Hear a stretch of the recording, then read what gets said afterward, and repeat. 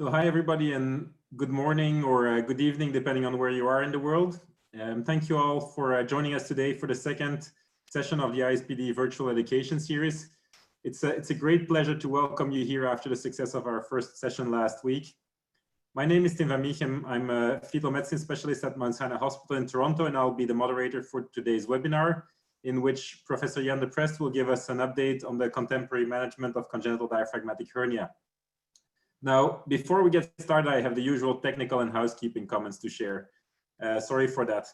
But as we have many people joining in from all over the world, and to allow for a smooth course, we'll keep all the questions and discussion for the end of the presentation.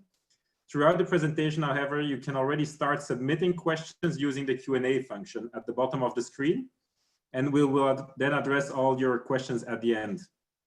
If you see any questions from others popping up that you really like and that you want to see answered by Professor Deprest, then you can use the thumbs up button to vote for those questions, and that will push them higher on the question list.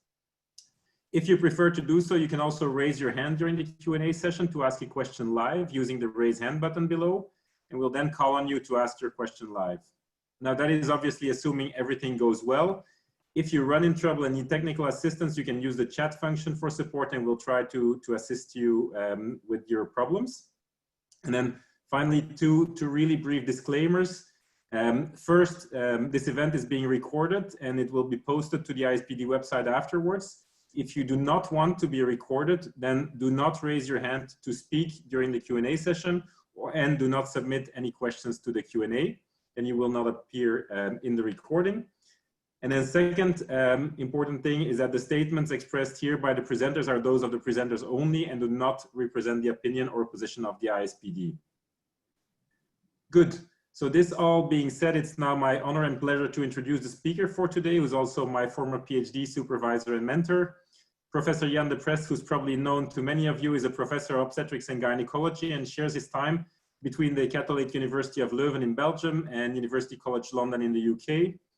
He directs the clinical fetal surgery program in Leuven and set up the program at UCL to treat fetuses with spina bifida and congenital diaphragmatic hernia there. Of relevance to today's talks, Professor Deprest has a long-standing research program in the field of minimally invasive interventions for CDH, and he's also the principal investigator on the two total trials, which randomized fetuses with CDH to either fetal surgery or conservative prenatal management. As such, Professor Deprest is probably the best person in the world to lecture on this condition, and I certainly look very much forward to this talk. So, without further ado, Jan, please go ahead with your talk. Thank you very much, Tim, and thank you all for being here. A very warm welcome from a very cold Belgium, where we struggle with the same problem as you elsewhere in the world, now being number 2 in the number of COVID infections. We'll not speak about the COVID words anymore. We'll speak about congenital diaphragmatic hernia, and I'm sure that you are keen to hear about us from us where we are today. With the total trial, the lessons we learned, and new expectations we have. Congenital diaphragmatic hernia is a condition that is typically diagnosed in the second trimester of pregnancy. Up to 2 out of 3 cases are diagnosed at that moment. With the introduction of screening programs, I'm sure we're going to increasingly see first trimester diagnoses, but still today that is a minority.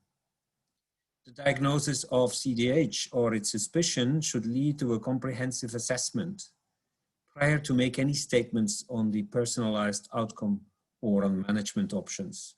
Patients should be referred for such an assessment to multidisciplinary units that are used to assess and manage patients in the antenatal period as well after birth.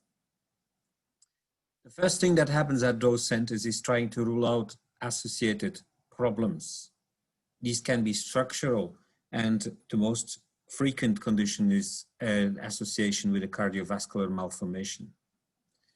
It should also prompt genetic testing. You may want to consult a geneticist for the association with certain structural findings, and of course, genetic testing, which in the past constituted of conventional karyotyping, but today we will rather resort to higher resolution techniques. And in our unit, for instance, the introduction of array analysis about 10 years ago led to an additional 10% of clinically relevant genetic diagnoses. Some of these cases may still be postnatally diagnosed, but then they still become your patients because afterwards you will have to speak to these parents because there is a certain repetition risk, in particular if there was an association to a genetic problem. But in isolated diaphragmatic hernia, which is a surgically correctable defect, the real problem is its lung development. So the babies at birth present with ventilatory insufficiency and pulmonary hypertension. And when they survive this period, they may have long-term morbidities. And all of this is what parents want to know from us.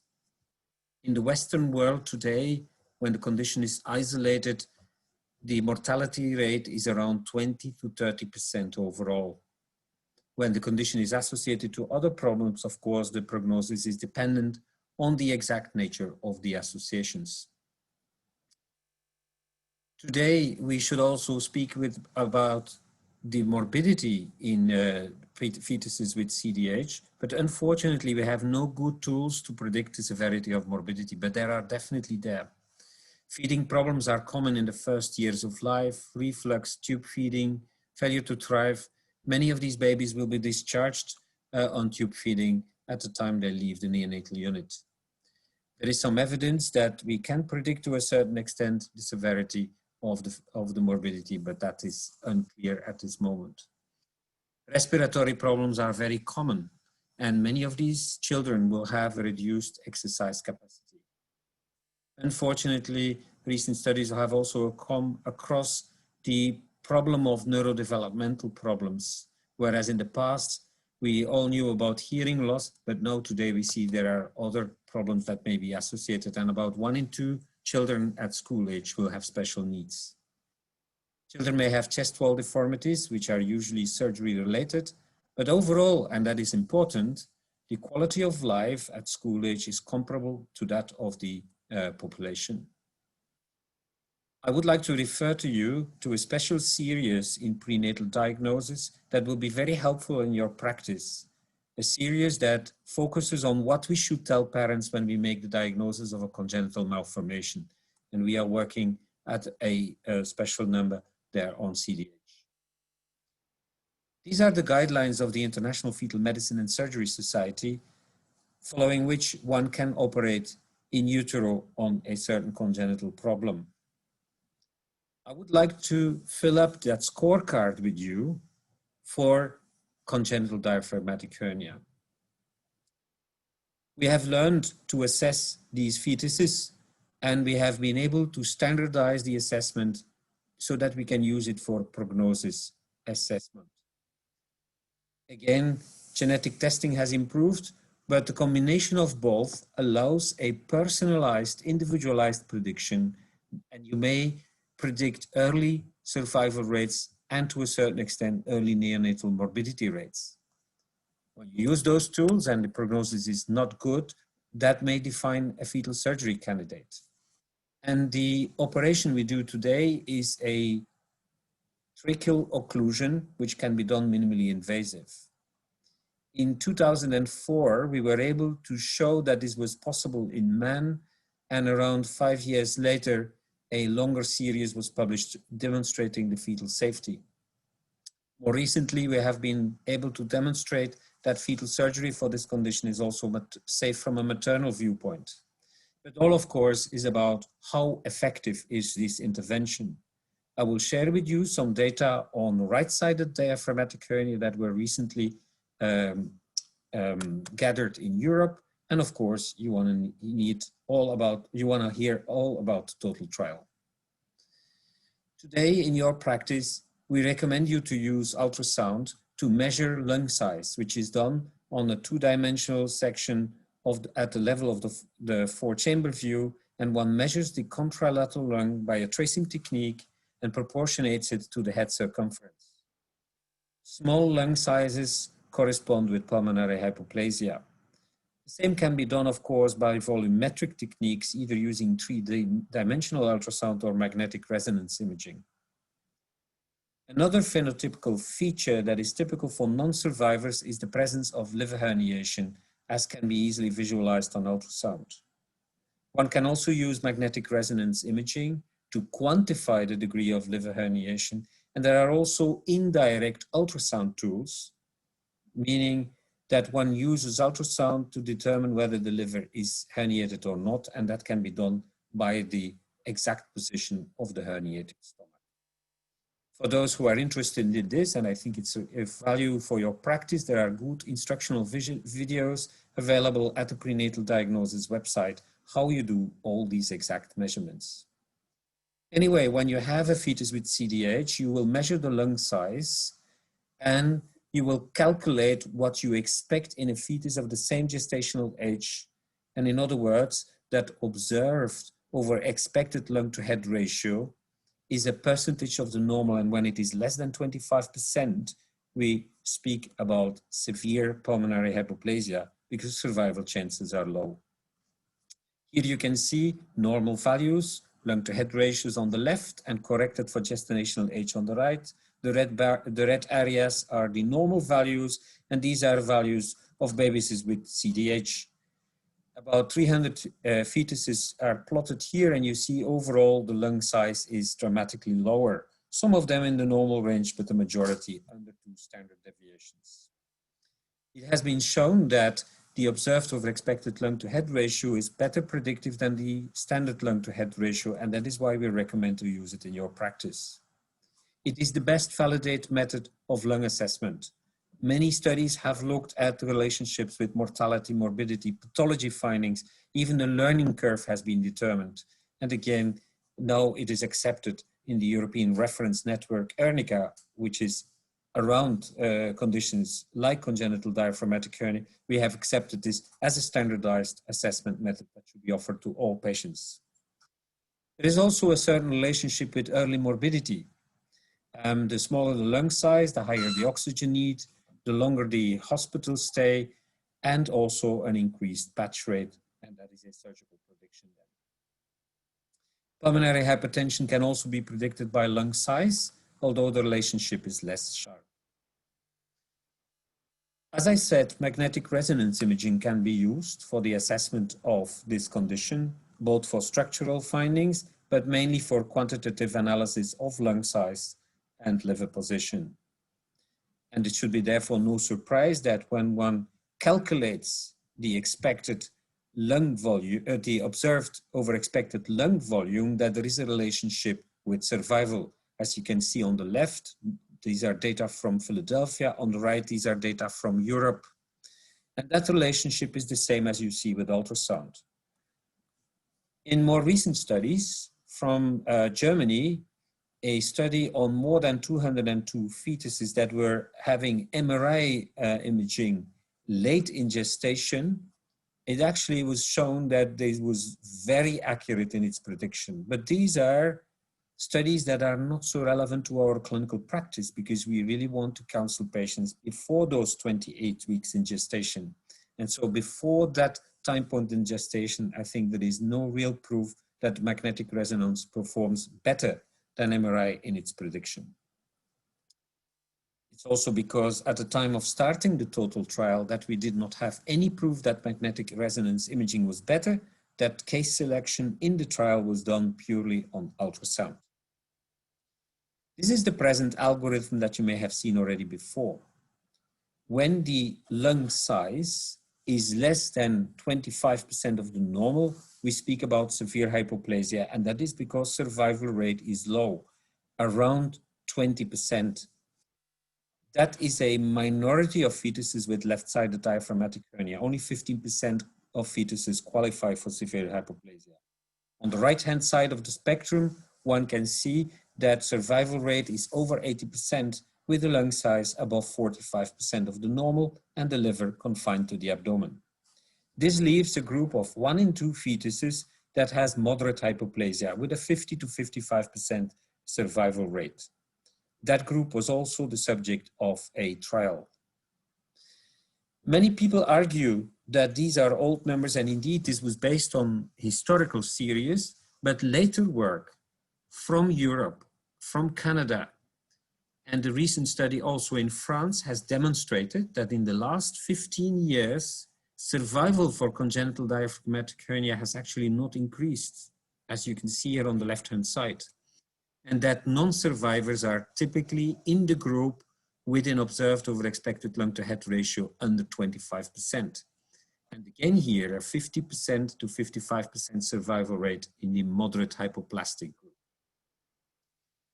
Now, can one do something about lung development before birth? If one accepts one can select fetuses with poor survival chances, one could consider to do a surgical intervention, and historically this was an anatomical repair, an exact duplicate of the operation as after birth. This was a very invasive procedure and it required hysterotomy as well as thoracotomy and an abdominal expansion, which is rarely used postnatally but can be necessary.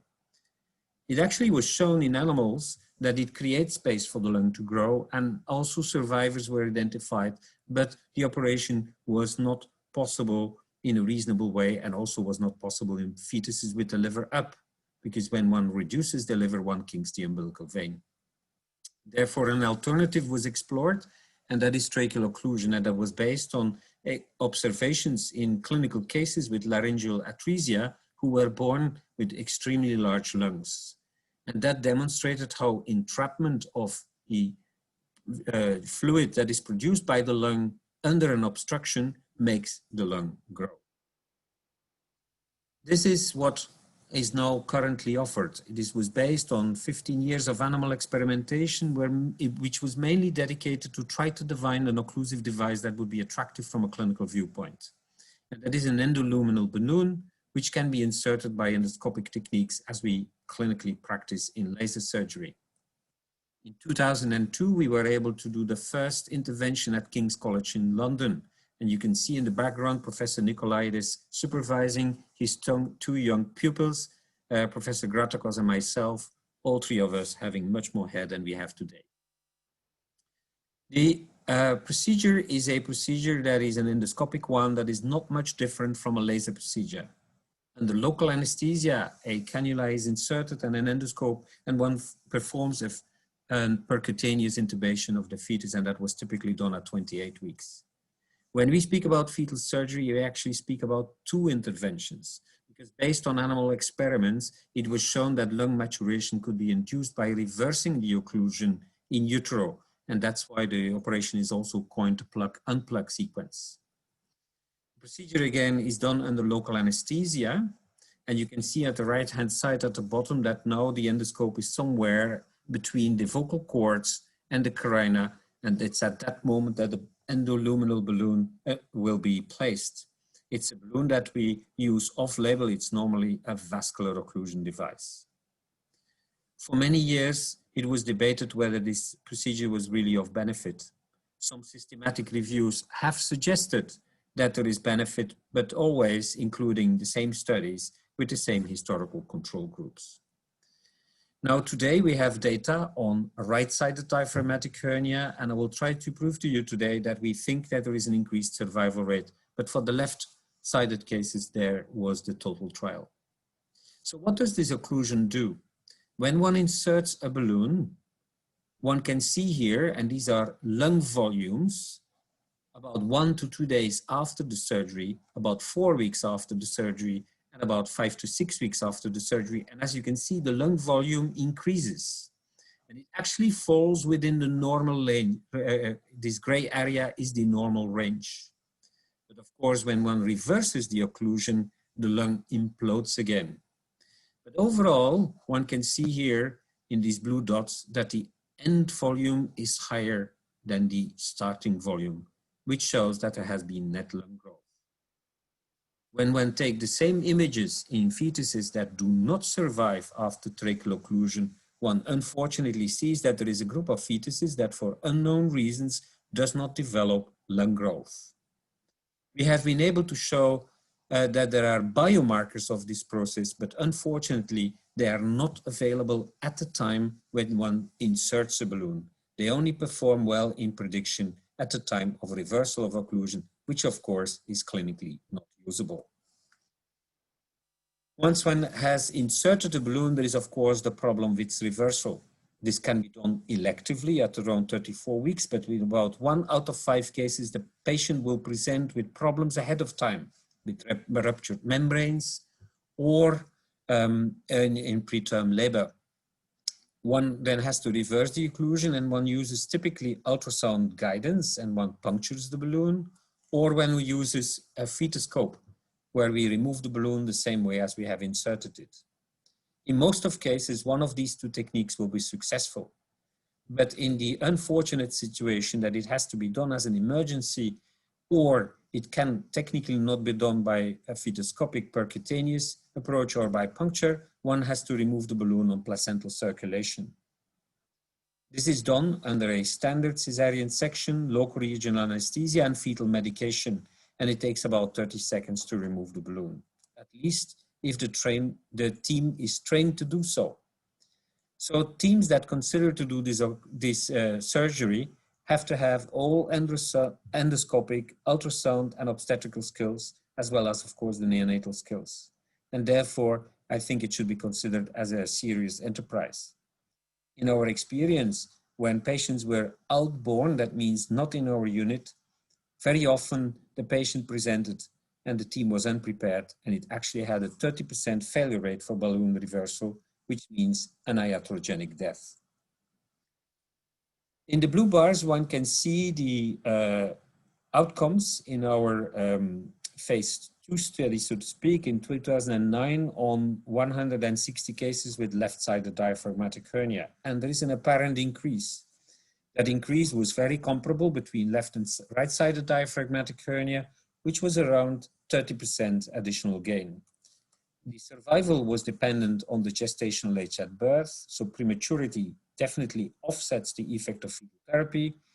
It is also dependent on the initial lung size. Smaller lungs grow less than bigger lungs, and balloon removal before birth increases survival. The downside of this operation is that there is definitely an increase in prematurity, and this is typically preceded by membrane rupture. We also have the impression that in survivors, mortality is not substituted by morbidity. In this slide, you can see in the blue bars outcomes of around 80 fetuses with left-sided congenital diaphragmatic hernia, which should be compared with the black bars on the left of each plot of comparable severity. And in that study, we could demonstrate that there was a significant decrease in oxygen need, days on the ventilator, hospital stay, and even earlier feeding. The patch rate obviously does not decrease because the size of the defect would not decrease. There was also a moderate effect on pulmonary hypertension. The maternal side should not be forgotten. In a systematic review, Adelina Sacco was able to demonstrate that there was about a 1% rate of severe complications, and this was on more than 600 of these procedures. This was typically abruptio placentae and chorioamnionitis. In another study, we compared around 100 women that underwent FETO to 100 women who had a fetus with CDH and who were managed expectantly. And we were able to show that they had equal reproductive, obstetrical, and gynecological outcomes. And indeed, there was a psychological impact, but that psychological impact was more related to the presence of congenital diaphragmatic hernia because there was a direct relationship between the severity of the psychological impact and the actual outcome in the baby, not to the surgery. For years, you have seen me showing this slide, and I hope this is the last time I have to show it, because we are lacking evidence, level 1 evidence that we have for 2 surgeries that we often do, which is laser surgery and spina bifida repair, but for CDH, this is not available.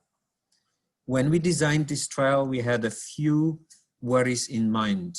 As I told you, this procedure increases prematurity, and prematurity is the enemy of a baby with congenital diaphragmatic hernia. In this study from France, you can see as gestational age goes down, as I go down here on this plot, you also see that the survival rates go down. And this is no different in the fetal population, if not even worse. So therefore, one wants to avoid prematurity. So how can you do that? Well, by doing the procedure later. That's how you reasoned. And this was based on the following observation. These are survival rates of baby who had FETO, and when they were born prior to 32 weeks, the survival rate was around 20%. This is what you expect with conservative management, but what you definitely can see is that beyond 32 weeks, the survival rate is around 60%. And that is why we wanted to have all babies born after fetal therapy, if possible, beyond 32 weeks. And the only solution we saw to that was to do the intervention later. And when is later? Well, not too late. Here on the right-hand side, a plot that is difficult to read, but what you can see is an increase in lung volume after tracheal occlusion, depending on the time point at which the intervention is done. And as you can see, the earlier you go, the more lung size you gain. And therefore, we actually decided to do the intervention at around 28 to 30 weeks in severe diaphragmatic hernia and a week later in moderate hypoplasia. So how does this trial work?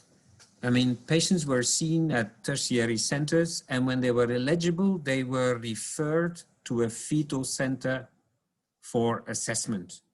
This is a dramatic difference with what was done in the Eurofetus trial. It was a criticism that those patients were very often assessed locally and then referred, and no further measurements were done. There were in total 14 experienced centers, experienced with assessment as well as fetoscopy. And after assessment, the patients were randomized 1-to-1 to either expectant management or fetal tracheal occlusion. The occlusion was offered in severe cases at 27 weeks and in moderate cases at 30 weeks. And in total, we calculated we would require around 308 women distributed over the two severity classes. Again, in both groups, the balloon would be removed at 34 weeks, and after removal, the patients would be managed like the expectantly managed group under a standardized postnatal protocol. This trial was coined the total trial, tracheal occlusion to accelerate lung growth, and these are the centers that have actively participated as fetoscopic centers, either in the moderate, the severe, or both trials. This has been a very long story. You can see here that in 1994, we did our first foregut endoscopy and balloon occlusion in sheep. It took up to 2002 to do the first procedure in women. But then it took another 6 to 8 years to have the protocol approved because there were many ethical issues that we'll discuss with you in a second. And that discussion on equipoise has continued for a few years and recently resurfaced again. But you see, this is a tremendously long period, and this will be one of the criticisms on this trial, is that it has taken so long, a period during which neonatal management could have improved the outcome, although the numbers that I showed you do not really suggest that. One of the problems was the ethical aspect of this trial. In severe hypoplasia, one is offering randomization between expectant management, which is perceived by the patient as doing nothing, compared to an active antenatal management. And of course, this may be a wrong perception, but it is a perception, and it is a perception that some doctors may also have. So there are certainly different views on this, and I advise you to read a recent debate between Professor Will and myself that we held at last year's World Conference. Anyway, both trials are finished. So in the first trial, which was on severe diaphragmatic hernia, we calculated we would need 2 times 58 patients to demonstrate a significant survival increase. This trial was concluded early after the 3rd interim analysis, and the report of it is currently submitted for peer review. Same thing for the moderate trial. In total, nearly 200 women were randomized, and we calculated we would need that to demonstrate an increase in survival and a lesser oxygen dependency. The entire cohort was required, and the trial was concluded also the results of it currently being peer-reviewed. And it is very unfortunate that I cannot share the outcomes with you, and I hope you don't stop zooming in now at this moment, but I cannot share you because it is currently under peer review. The analysis of those data will define the place of fetal tracheal occlusion in left-sided diaphragmatic hernia. Nevertheless, whatever the outcome of this analysis, I think that this will stay. Of course, I have a dream that we can publish a paper like this, that it improves the outcome of congenital diaphragmatic hernia, that for once a prenatal intervention really increases the outcome of these babies. And I hope you can read it someday in a journal like this, or an even more famous journal like this one. Nevertheless, when this will happen, we will have to ask other questions. What will happen immediately after?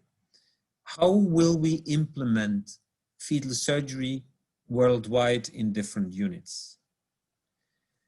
Well, there are several possibilities. This is a study from 2018 from Adalina Sacco again, where she mapped the centers that on the world were offering open fetal surgery for spina bifida around 5 to 6 years after the publication of the trial, the MOMS trial, and you can see many centers were doing these surgeries. This will probably be very similar for this intervention. And the reason for that is not only because it is an addition to your portfolio, but fetal surgery overall is very catchy and in some countries very big business. The thing that I would like to share with those centers is that you have to be prepared, because this surgery is a potentially harmful procedure. It has a steep learning curve. The learning curve is already there for proper patient selection. There is a learning curve for balloon placement, and there is definitely that problem of balloon removal. So there are also other aspects. I mean, I already spoke with you about the debates we had on the ethical aspects. I already mentioned to you that this trial has taken too long, and we are personally part of the problem there. But I think doing trials like this also has other side effects. In a way, for us, we have not been able to look at the data we had on patients in the trials, and we were a center where all our patients were in those trials. So we have not been able to collect new knowledge. We have not been able to do new prediction studies. We have not been able to work on better case selection. We actually even have not documented long-term outcomes, again, because the patients were in the trial. Another side effect of a trial is, of course, that the technique is arrested. Technical modifications cannot be done during the trial, and we know they are needed for this. We know and we work on it, and so recently we were able to demonstrate in animal experiments that this balloon is magic and that it really can be placed and reversed non-invasively. This is an invention from Nicolas Sananes from Strasbourg. It is a balloon with a magnetic valve that can be deployed by exposure to a magnetic resonance imaging field. We also are working on additional tools to promote lung growth. The transplacental administration of sildenafil in animal models rescues the lung. And when one combines it with tracheal occlusion, one can even show that one achieves completely normal lung development. So someday we may have therapies that are much less invasive. So where are we today? Well, I think we have completed the scorecard. The only thing you need to know now is the outcome of the randomized trial. I do acknowledge that we have taken too long for this trial. We will have to accept the lessons. We will have to accept the limitations of the surgery, but I think FETO is here to stay. And the reason why I can say this loud is because we have no evidence on right-sided diaphragmatic hernia. You know, this is a less common condition. Around 1 in 10 fetuses with CDH will have a right-sided lesion. And also in those cases, we have to assess and make a personalized prediction. Many of us consider right-sided diaphragmatic hernia as a condition with a much poorer outcome. We know this is debated, but a current study multi-center study in Europe was able to demonstrate that this was the case. In that study, we did show that the best predictor of outcome was again lung size. Liver herniation is not, because liver is nearly always up in right-sided diaphragmatic hernia. And in around 90 fetuses that were expectantly managed, we could demonstrate the same relationship between the observed over expected lung to head ratio and survival rates. And you can see here as we go from left to right that the survival increases with a 65% survival rate in lungs above 50%. This is less than what you expect in left-sided diaphragmatic hernia, and also a survival rate of around 20% corresponding to a lung size of 30 to 50%. In left-sided diaphragmatic hernia, those survival rates are correlated to lung sizes of 25%, again demonstrating that this would be a condition with a worse prognosis. So basically you need more lung to survive as a right-sided case. One can improve survival, and it was even significant when one compared the outcomes of 130 fetal cases to around 90 cases with an expectantly managed pregnancy. So therefore, I think we can say that today we increase the survival rate by tracheal occlusion in babies with severe hypoplasia and right-sided congenital diaphragmatic hernia. And we actually analyzed the data of this entire cohort and would propose a cutoff for selection of around 50% of the observed over expected lung size. So I think that is temporarily all from my side. I know I have disappointed you, but I hope we can very soon let you know via our professional media what the outcome of the total trial is. We have to respect the peer review process, but I'm surely convinced after all these years that balloons have been a hope for fetuses, also when they have diaphragmatic hernia. Thank you very much.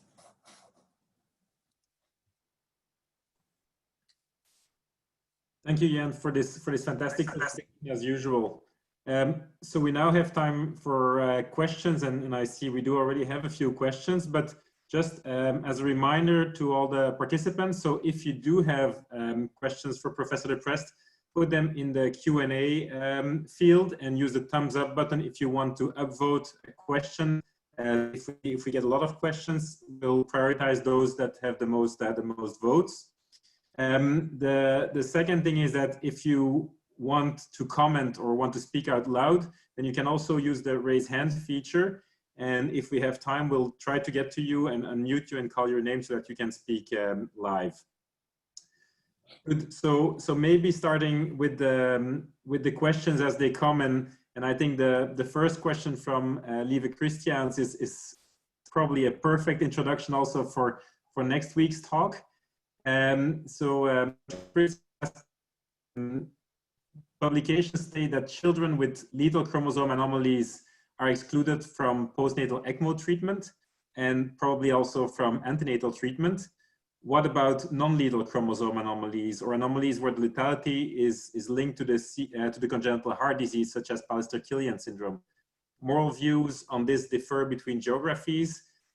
Professor Deprest, what is your policy for antenatal balloon occlusion or surgery, or eventually ECMO for those with non-lethal anomalies? Thank you for this question, Professor Christian, a fellow Belgian. Yes, indeed, at this moment, we have a very restrictive policy that conditions associated to diaphragmatic hernia, whether they are structural or chromosomal, exclude patients from fetal treatment if they are correlated independently of the pulmonary hypoplasia with a poor prognosis.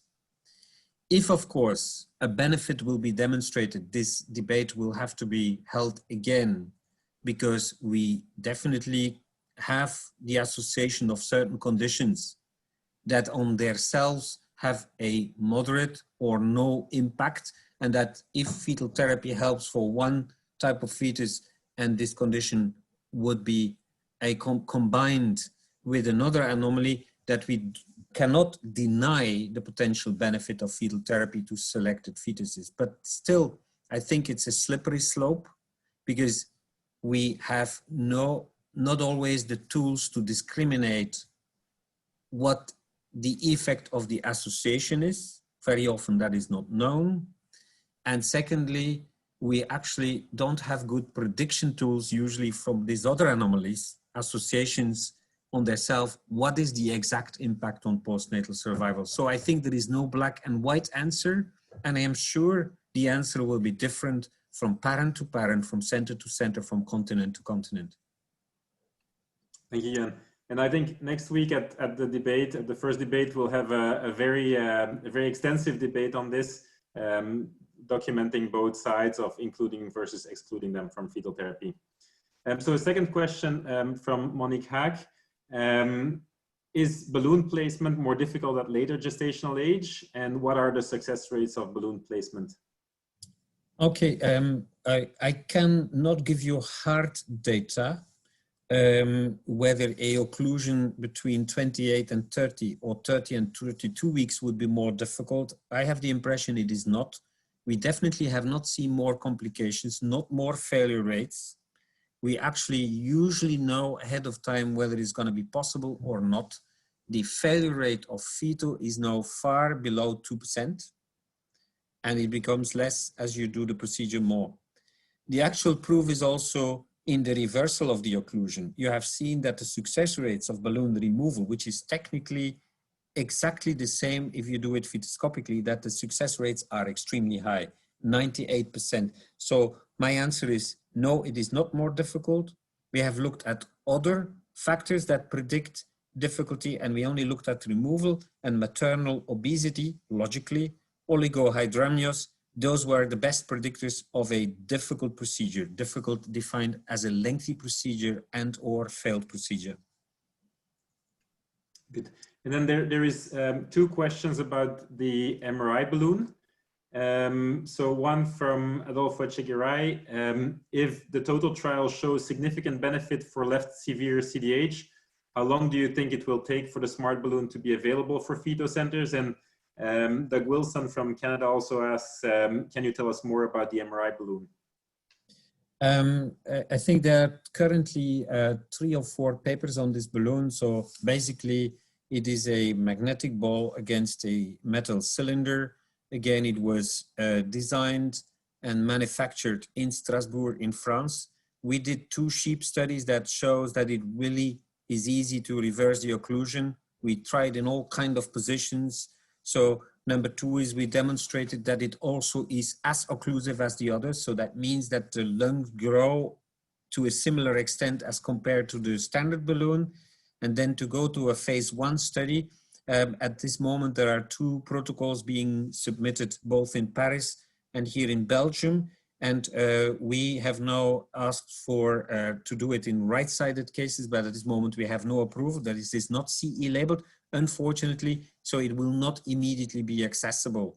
So I think it will take a few years. If the trial shows benefit in left-sided cases, we may have more cases, and so we hope to do that phase 1 trial in a very brief period. Thank you very much. That's very clear. Then 2 questions about whole exome, and I'm just maybe going to summarize them. But the main comment is that with about 25% of fetuses having genetic syndromes who have diaphragmatic hernia, do you see a role for whole exome sequencing? And would you recommend more than just a microarray for fetuses with CDH prior to selecting them for fetal surgery and prior to calling it truly isolated CDH? Well, I mean, probably the question pertains to, can a condition like this be isolated? And probably yes, it is not, it is never isolated. We just have not understood the mechanisms that are causing it and that are related to the severity of the condition. I think it's applicable to all congenital malformations. So some centers have whole exome sequencing programs. We have it here only as a research, on a research basis. So our clinical decision-making is not based on it. We're still on microarrays, but I'm sure it will come. And yes, indeed, then we will define fetuses who are no longer eligible for fetal therapy, or they will fall under the denominator that Professor Christians has raised. So the answer is, I think we should use our genetic techniques as they improve. We have to give it the opportunity to the patients to use these techniques, and this will probably narrow the indication, but that's just a good thing, I would say. A few questions about the postnatal management of babies with CDH. One of the questions is, should ECMO not necessarily complement the fetal treatment in all these cases of CDH? And should these all go on to ECMO to have the maximal benefit? And then a second question about whether there are tracheal issues in these babies postnatally. So thank you again, very relevant questions, in particularly the first one. I'm probably the worst person to answer this. The only thing we can say is that the role of ECMO in this condition is controversial. Whether it's good or bad, the answer will depend on the institution, on the indications used, etc. ECMO is a postnatal management method that has complications just like FETO has. Unfortunately, if ECMO is part of your armamentarium, it doesn't fit well together with a FETO program because, as I showed you, the risk of prematurity, in other words, to have babies with a birth weight that is under your ECMO cutoff, you may feel that you deny these babies access to the tool that has worked in your hands. And therefore, that's really a dilemma. But as long as we don't have tools to select properly babies with ECMO, to predict their outcomes, and indeed to take into account its complications, it's going to be a very difficult question that will have to be answered at an individual institutional basis. The second question was on tracheal issues. Overall, I can say that the occurrence of clinically relevant tracheal problems is extremely low. We have occasionally seen it. We published some cases. There are also some case reports, but they always remain case reports. And also in the total trial we have seen on 300 and so many, there were very rare cases of tracheomalacia. So tracheomalacia is typically transient, but it can be a very debilitating lifelong condition. And as you know, very difficult to treat. We have no clue why it would arise in 1 or 2 babies out of 100 that have tracheal occlusion. We had the impression that at the beginning of the experience, when we were occluding earlier at smaller diameters of the trachea, that we would have more problems. But actually, this never has been studied very well.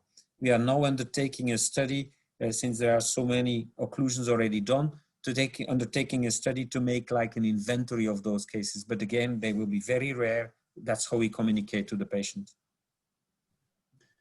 And maybe to stick with the postnatal findings and the postnatal treatment, do you think the neurological outcome of these babies with diaphragmatic hernia, where you showed that there was probably up to a 50% rate of developmental issues, will that also be improved by FETO? Well, to begin with, at least our group became more recently aware of this problem. I mean, it has always been known, and you personally, Tim, you have done research on that when you were still on the Belgian side of the ocean. So we have, at this moment, an assessment running with parents. And I think, yes, there is an increased relationship with neurological problems. We don't know whether its severity can be predicted by prenatal measurements. So if we don't know that, we don't know. And if we don't know the mechanism, we don't know whether this is going to be improved or not. I really don't know the mechanism. I mean, there are several mechanisms claimed, but since we don't know for sure, we cannot really make that relationship. And that is overall something I would like to say. Obviously, we would like to predict morbidity on the longer term, but I'm extremely pessimistic for that, because whatever you have in the prenatal period and you want to predict postnatally, once there is like 1, 2, 3, 4 days of life, so many things happen postnatally that they directly predict what will happen.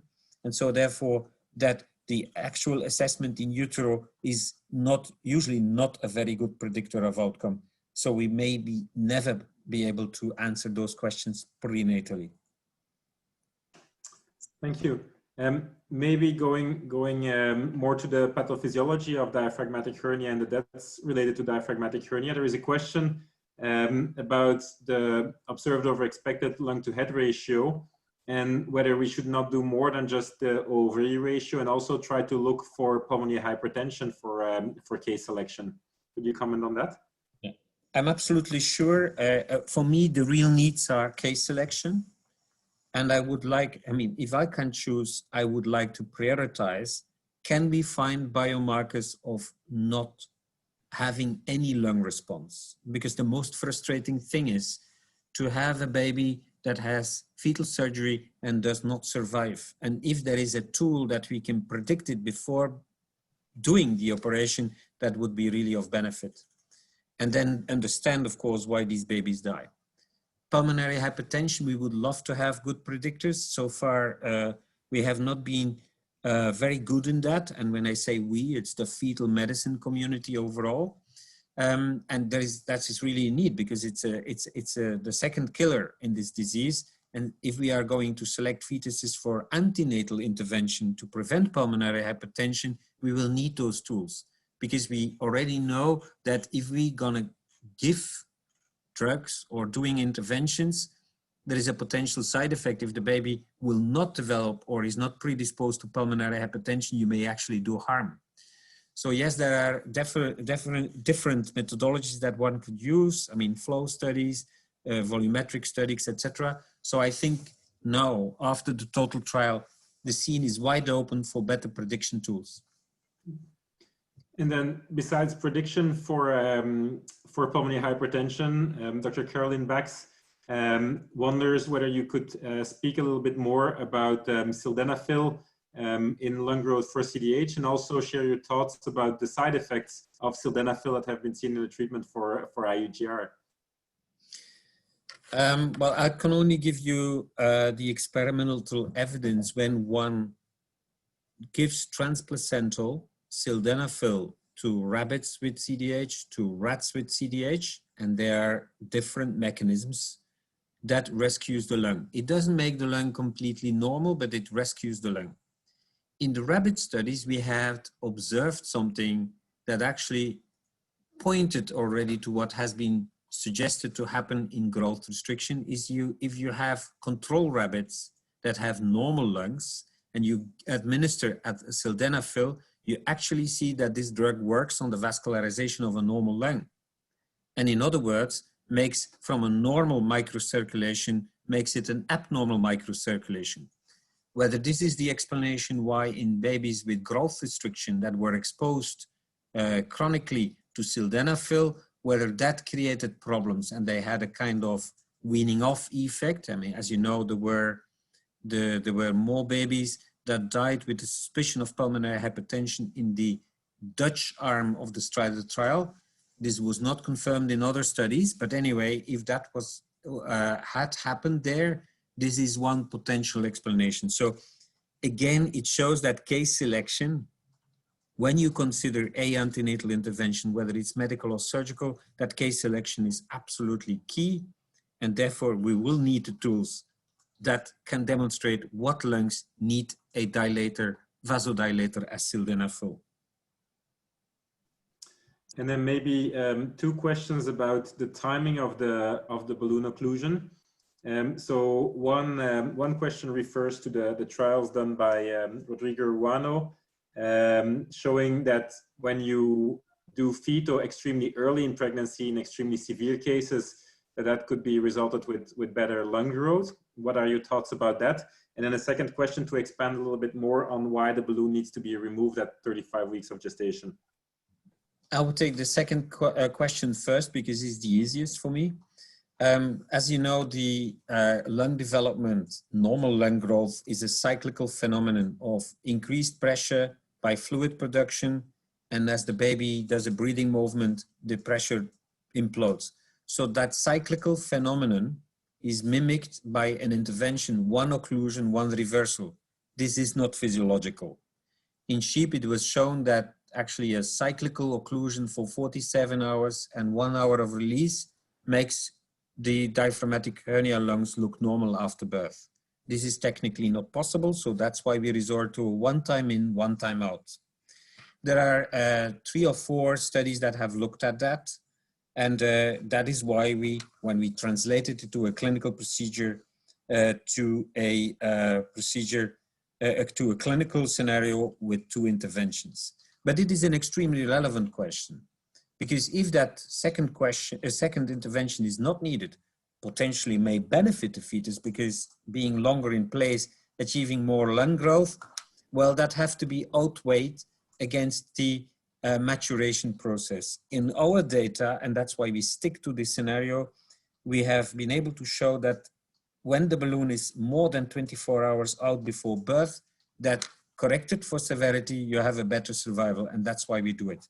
Anyway, the question will become moot because once we have these occlusion devices that we can reverse without any invasive procedure, then there will be no doubt that we will do that. And then I think the other question that we had here was, so is there any evidence that if you occlude for longer periods of time and leave the balloon in later, that the risk of exit becomes higher? So the morbidity for mother? Not that I know of, because the data that we gathered are from centers that kind of mimicked what we did. We always try to reverse the occlusion. But it comes back to your initial question, is it more difficult to remove the balloon later on? Well, we have done it at the latest at 35 and a bit. And yeah, it is technically possible. And as you know, we also do at the time of an exit procedure, not for CDH, we would do fetoscopy at 36, 37 weeks to know whether the airways are free. When the baby is accessible at its mouth, it is possible to do an airway exploration. So I assume it will be possible to remove balloons as well at that gestation. I just don't know whether that is needed, and that will be quite difficult to clinically demonstrate. Okay.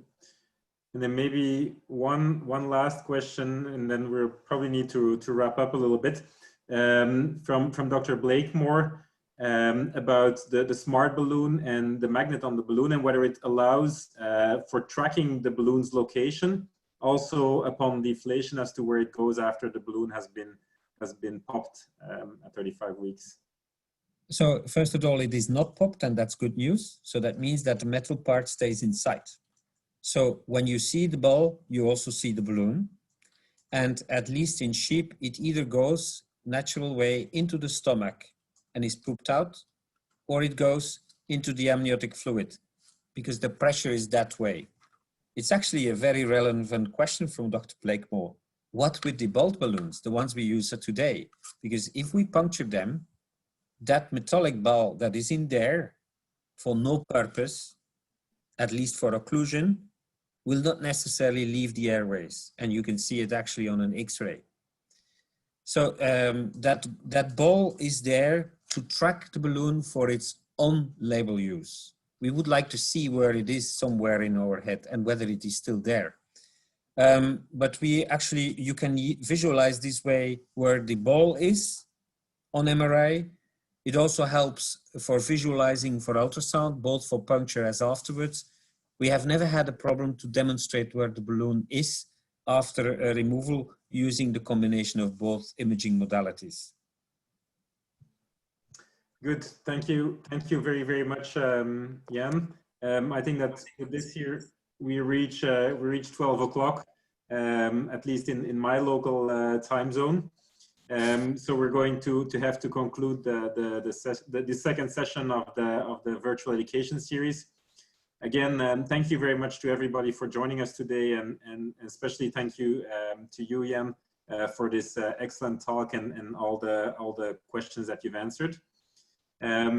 As I announced in the introduction, this presentation has been recorded and so will be available on the ISPD website in the next coming weeks. Certificates of attendance and CEUs will also be available, but that will only be at the conclusion of the entire virtual education series. And so please don't forget to register for the next sessions.